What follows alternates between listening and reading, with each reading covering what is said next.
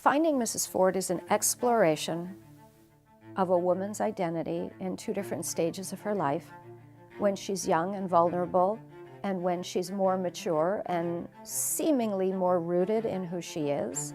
It's about the past, catching up with this woman, and bringing with it the potential to reveal secrets that she thought were long buried. A single gunshot cracks the air. Seagulls flutter and levitate above the sand as Mrs. Ford's dogs rise barking. She too jumps just a little in her Adirondack chair, and her feet lose their perch on the seawall. In August of 2014, the FBI shows up at the house of Susan Ford on the Atlantic coastline in a bucolic resort community of Watch Hill, Rhode Island. They come to ask her about a man called Sammy Fakhouri, and Susan lies.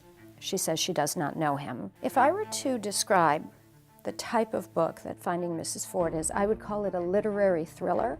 There's wild, crazy, passionate love in a disco. There's sweet young love, kind of the Romeo and Juliet variety.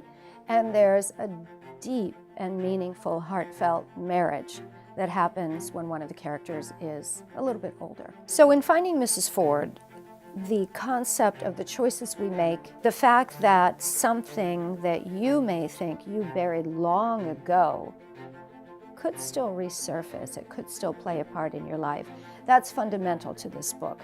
We had a great time designing the book cover, and hydrangeas are all over Watch Hill, mostly blue hydrangeas, but the white hydrangea is Mrs. Ford's signature flower. I think a wide variety of readers would read Finding Mrs. Ford because there are different time periods. There's the youthful, wild, sexy, edgy, dangerous Detroit disco in the 70s when everybody's looking for something and maybe or maybe not getting it.